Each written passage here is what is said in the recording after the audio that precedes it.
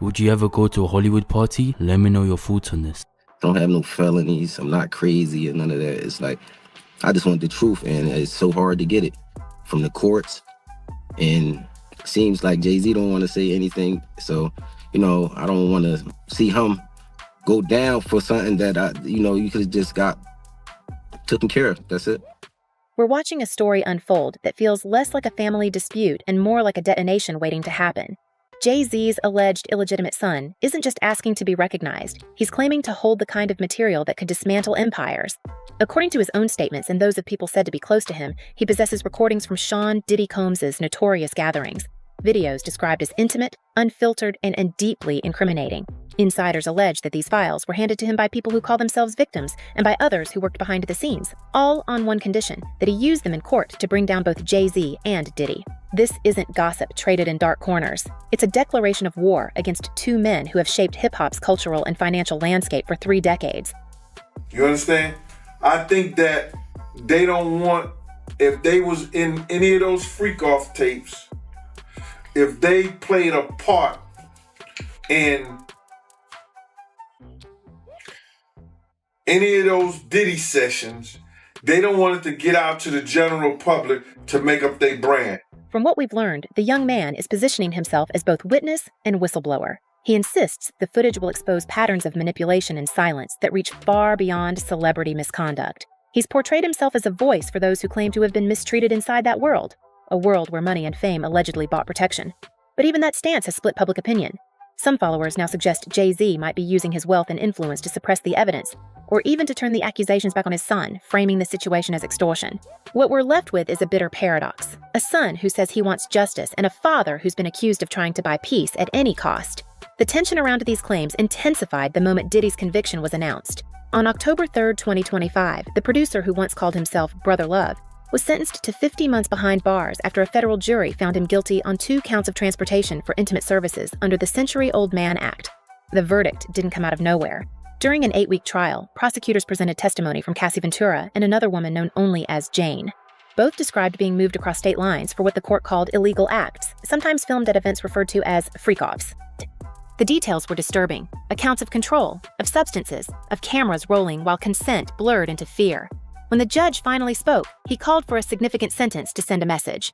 Diddy, now 55, responded in a letter saying, "I lost my way." And I think Sam Bankman-Fried were in the unit that was 1 floor above mine. So in terms of like the setting, it's a fairly decent chance that the room I'm describing is similar to where Diddy is. Those words landed with a thud because only weeks later, Diddy was reportedly caught by prison officials at FCI Fort Dix with homemade beverage brewed from fruit and soda, an incident that suggested the contrition might not have lasted long. Even from behind bars, his name remains linked to dozens of civil cases filed by men and women who describe being coerced into his private gatherings. Many of those events, prosecutors said, were attended by the same stars now caught in this new controversy. If the alleged son's recordings really include footage from those nights, then the material could connect Jay-Z not only to a former friend's downfall, but also to acts that courts have already called criminal. So what happens now is this is simply a civil complaint. And in a civil complaint, it goes through the technical legal process. Now, the distinction, Jessica, between civil and criminal, of course, is that civil is for monetary damages, right? The system can only reward you with money. There's allegations that this 13-year-old is suffering from post-traumatic stress disorder, suffered depression, etc. So now you go to fact-finding, right? Jay-Z's silence hasn't helped him. After Diddy's sentencing, the rapper faced renewed scrutiny over an unresolved civil case, claiming he and Diddy assaulted a 13-year-old at an after-party following the 2000 Video Music Awards. The lawsuit, filed by an anonymous plaintiff, alleges that both men were present, that substances were involved, and that the encounter was recorded. Jay-Z's lawyers have labeled the suit a blackmail attempt, while Diddy's legal team called it fiction. But that same year has now become the flashpoint in this new narrative, because the Sun says his evidence includes recordings from the same period, recordings that could show who was in those rooms and what really happened after the cameras stopped rolling. For years, Jay-Z has battled accusations of hidden paternity. The case of Rymir Satterthwaite, now in his 30s, has lingered since the early 2010s. Court filings show repeated attempts to compel the rapper to take a DNA test and repeated refusals from his legal team. Judges in New Jersey and Pennsylvania dismissed earlier petitions, citing jurisdiction issues and missed time limits. But this year, Satterthwaite revived the claim. alleging that Jay-Z's attorneys committed procedural fraud to keep him from ever being tested. The new lawsuit, filed in late November, accuses the state court system of obstruction and demands that sealed records be reopened. Whether those filings are genuine legal moves or part of a broader campaign is now a matter of debate. But the timing, arriving just days before Jay-Z was named in Diddy's ongoing scandal, has only amplified suspicion. Jay? Yeah. At this point?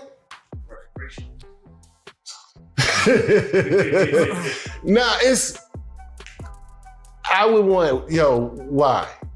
Behind all of this is a long, tangled history between the two moguls. From their first collaborations in 1997 to their public declarations of brotherhood at Roc Nation brunches, Diddy and Jay-Z sold the image of mutual success. They donated millions together after Hurricane Katrina, celebrated each other's milestones, and were photographed side by side at nearly every major industry event for 2 decades. But those same photos are now being re-examined in a different light. Former associates have begun to describe their bond as less about friendship and more about shared protection, a silent agreement to keep certain nights out of public view. When Diddy's ex-partner Cassie told the court about private encounters involving substances and hired participants, observers noted that many of those nights coincided with parties where Jay-Z was also rumored to appear. Same kind of extortion that we heard when Cassie took the stand and testified on that airplane ride back from France.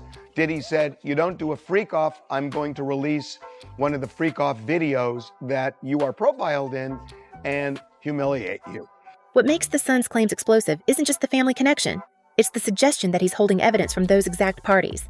According to insiders who say they've seen the files, some of the videos feature A-list attendees and moments that could raise questions about consent and complicity. If that material reaches court, it could force federal prosecutors to reopen cases that were previously closed. It could also threaten Jay-Z's tightly managed empire, which stretches from streaming to sports to luxury branding. That's why whispers in the entertainment industry claim powerful intermediaries have already approached the young man offering settlements disguised as support funds. None of this has been confirmed, but the rumor alone has turned him into both target and potential witness. The emotional undertone of this saga shouldn't be ignored either. Rymir Satterthwaite has publicly stated that he doesn't want money, only acknowledgement and justice for himself and others. Yet detractors online argue that by aligning his accusations with Diddy's criminal case, he's turning personal pain into leverage. Some legal experts see strategy in the chaos. If the son's testimony connects Jay-Z to events under federal jurisdiction, prosecutors could compel cooperation from one defendant against the other. In that scenario, family ties become bargaining chips. And in an environment where both men are already under scrutiny, the threat of new evidence is enough to send shockwaves through their shared circle of billionaires and executives. Meanwhile, Diddy's time behind bars has not quieted speculation. Reports from Fort Dix describe him maintaining a network of visitors, former business partners, even athletes, hinting that influence still flows from his cell. That fact alone adds weight to the son's story. If insiders truly trusted him enough to pass over confidential material, then they must believe Diddy's grip on the industry remains dangerous. What they want, according to those close to the case, is exposure, not profit. They see the alleged son as the one person with nothing left to lose. And you're like, you said greed? Greed. The money? Yes. Yeah. Or the power, one of the two. I mean, it looks more like power. It's this spell, right? Right. That Jay got.